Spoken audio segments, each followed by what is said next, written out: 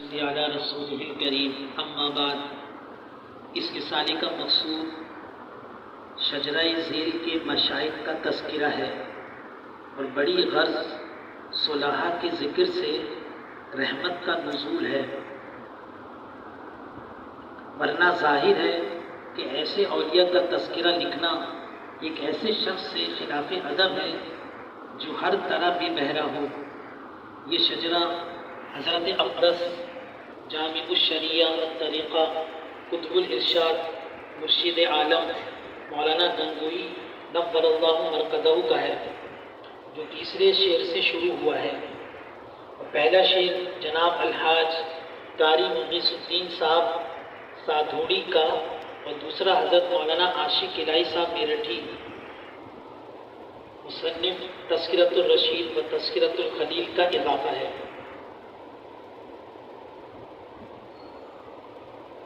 کچھ فارسی اشعار ہیں، پھر اس کے بعد حضرت فرماتے ہیں شجرہ میں توسل مقصود ہے، اس لیے اس میں ادنا سے اعلیٰ کی طرف ترقی مناسب تھی، ورنہ نبی کریم صلی اللہ علیہ وسلم کے واسطے کے بعد پھر کسی دوسرے واسطے کی کیا ضرورت تھی۔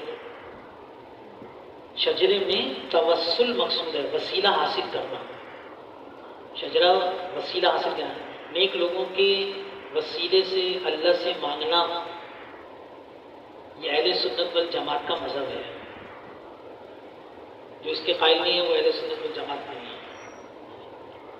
توسل مقصود ہے، وسیلے سے مانگنا، اس لیے اس میں ادنا سے اعلیٰ کی طرف ترقی مناسب تھی، ورنہ نبی کریم صلی اللہ علیہ وسلم کے واسطے کے بعد پھر کسی دوسرے واسطے کی کیا ضرورت تھی۔ لیکن آئندہ اب حالات کا ذکر ہے، اس لیے کئی وجوہ سے آقائی نامدار صلی اللہ علیہ وسلم کے ذکر مبارک سے ابتدا ضروری ہے۔ سید القونین خاتم النبیین صلی اللہ علیہ وسلم، اس سے کس کو انکار ہو سکتا ہے کہ نبی کریم صلی اللہ علیہ وسلم کے اوصاف جمیلہ کا ذکر خواہ کتنا ہی مختصر کیوں نہ ہو، اس کے لیے بڑے سے بڑا دفتر بھی کم ہے۔ آپ کے اخلاق، عادات، عبادات، معاملات، کمالات، معجزات، غرض کون سا بات ایسا ہے کہ جس کا کافی ذکر کیا جا سکے یا اس کا احصاء کسی کے امکان میں ہو۔ اس لیے رسالے کی برکت کی غرض سے اس بحر ذخار کے چند قطروں پر اکتفا کرتا ہوں۔ آپ کا اسم مبارک محمد ہے صلی اللہ علیہ وسلم، جس کو آپ کے دادا نے تجویز کیا تھا، اور احمد نام آپ کی والدہ نے رکھا۔ ان دو کے علاوہ اور بھی بہت سے اسماء و القاب کے ساتھ آپ مخاطب کیے گئے ہیں، جن کا شمار رسالے کے وسعت سے باہر ہے۔ علامہ قسطلانی نے مواہب میں 400 سے زیادہ بتلائے ہیں، یعنی آپ صلی اللہ علیہ وسلم کے نام 400 سے زیادہ بتلائے ہیں۔ ابن دہیہ نے بعض صوفیہ سے 1000 تک نقل کیے ہیں، آپ صلی اللہ علیہ وسلم کے نام 1000 تک ہیں۔ آپ کا سلسلہ نسب یہ ہے: محمد بن عبداللہ بن عبد المطلب بن ہاشم بن عبد مناف بن قصی بن کلاب بن مرہ بن کعب بن لوی بن غالب بن فہر بن مالک بن نضر بن کنانہ بن خزیمہ بن مدرکہ بن الیاس بن مزر بن نزار بن معد بن عدنان۔ یہاں تک سلسلہ نسب بخاری شریف میں مذکور ہے، جو مجمع علیہ ہے، جو جس پر سب کا اتفاق ہے اور متفق علیہ ہے۔ اگرچہ اس کے بعد کتب تواریخ میں حضرت آدم علیہ نبی کینا و علیہ السلام تک آپ کا نسب مذکور ہے۔ نبی کریم صلی اللہ علیہ وسلم کی ولادت بسعادت باتفاق اہل تاریخ و سیر دوشنبہ کے دن ماہ ربیع الاول میں ہوئی، یعنی پیر کے دن۔ البتہ تاریخ میں دو قول ہیں، ایک قول 8 ربیع الاول 42 کسروی کا ہے، اور دوسرا 12 ربیع اول کا ہے، جو 29 اگست 570 عیسوی کے مطابق ہے۔ آپ بطن مادر ہی میں تھے کہ آپ کے والد نے 25 سال اور چند ماہ کی عمر میں انتقال کیا۔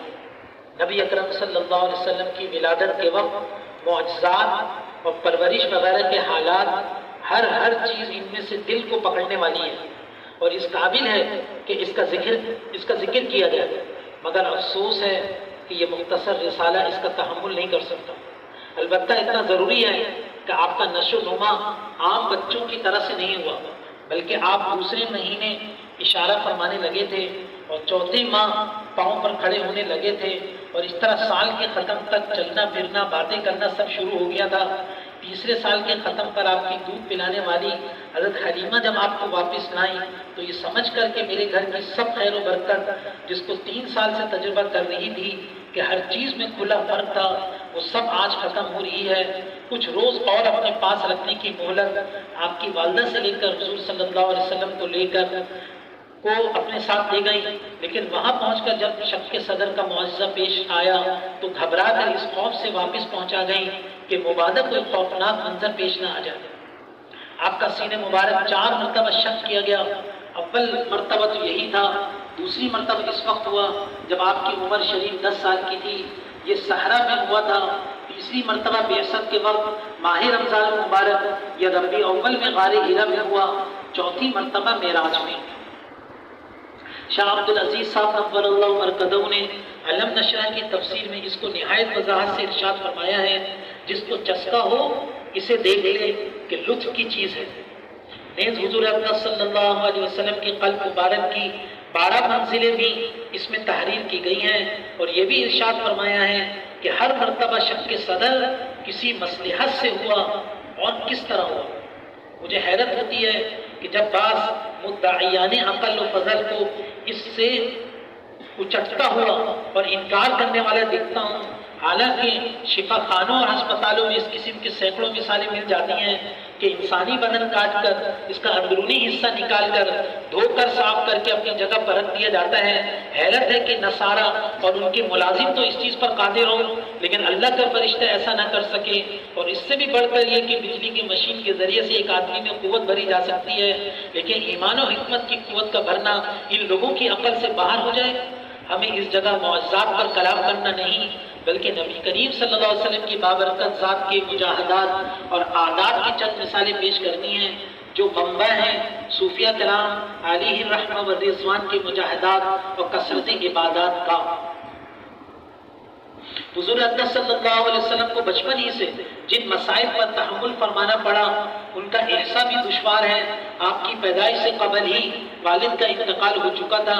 6 سال کی عمر میں والدہ نے بھی داغ مفارقت دے دیا اور آپ کو آپ کے جد امجد عبد المطلب نے پرورش کرنا شروع کی، لیکن 2 سال 2 ماہ 10 دن بعد جب آپ کی عمر شریف صرف 8 سال کی تھی، انہوں نے بھی الوداع کہا۔ اولاد والے ان پے در پہ صدمات کا اندازہ کر سکتے ہیں، اولاد والے ان پے در پہ صدمات کا اندازہ کر سکتے ہیں، لیکن آپ کی ستودہ ذات کو ان سے کہیں بڑھ کر صدمات برداشت فرمانے تھے جن کے مقابلے میں یہ امور کچھ بھی نہیں تھے۔ نبی کریم صلی اللہ علیہ وسلم بچپن ہی سے رحم دلی، وفاداری، سچائی، دیانتداری، نیک چلنی، صفائی معاملات، غربہ نوازی، قومی ہمدردی اور انصاف پسندی غرض جملہ اخلاق محمودہ میں شہرۂ آفاق ہو چکے تھے۔ امین کا لقب آپ کو دیا گیا تھا، بوڑھے لوگ آپ کا احترام کرتے تھے۔ مکے میں عام طور پہ یہ مشہور تھا کہ محمد صلی اللہ علیہ وسلم نے کبھی جھوٹ نہیں بولا، امانت میں خیانت نہیں کی، کسی عورت کی طرف بد نظر بد سے نہیں دیکھا، نہ کسی کی غیبت کی، نہ کسی سے تر شروع ہو کر گفتگو فرمائی۔ ان اوصاف کی وجہ سے ہر شخص آپ کے ساتھ الفت و محبت رکھتا تھا۔ نبی اکرم صلی اللہ علیہ وسلم اپنے دادا کے انتقال کے بعد اپنے چچا ابو طالب کی کفالت میں آ گئے، مگر وہ کثیر العیال تھے اور اس کے ساتھ ہی مہمان نوازی اور سخاوت کے علاوہ سردارانہ حیثیت کے اخراجات اس پر مزید بڑھا تھے۔ اس لیے نبی کریم صلی اللہ علیہ وسلم نے اول چچا کے ساتھ جب آپ کی عمر 9 سال کی تھی شام کا تجارتی سفر کیا، مگر اس مرتبہ بحیرہ راہب نے راستہ سے یہ کہہ کر واپس کر دیا کہ ان کو ملک شام نہ لے جانا، یہود اگر ان کو دیکھیں گے تو برائی سے پیش آئیں گے۔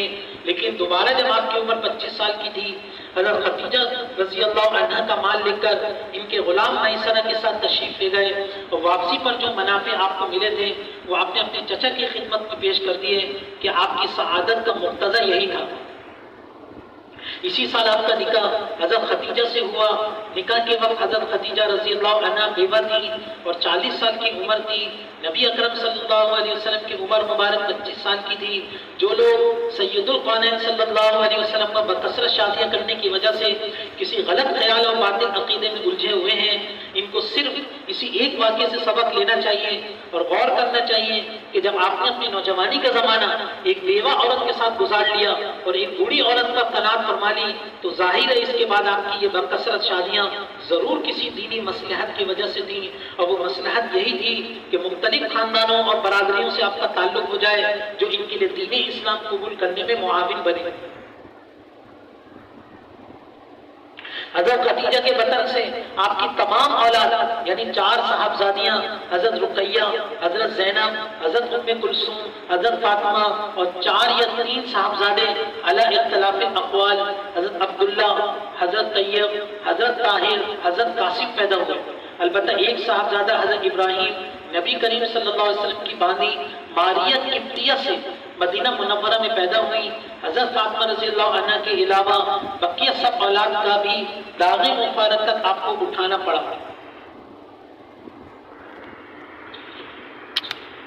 اور یہی نہیں بلکہ لڑکوں کا انتقال چونکہ بچپن میں ہی ہو گیا تھا، اس لیے اولاد کی جدائی کے ساتھ ساتھ جاہل عربوں کے طعنے بھی سننے پڑے کہ وہ آپ کو ابتر یعنی دم بریدہ اور منقطع النسل کہتے تھے.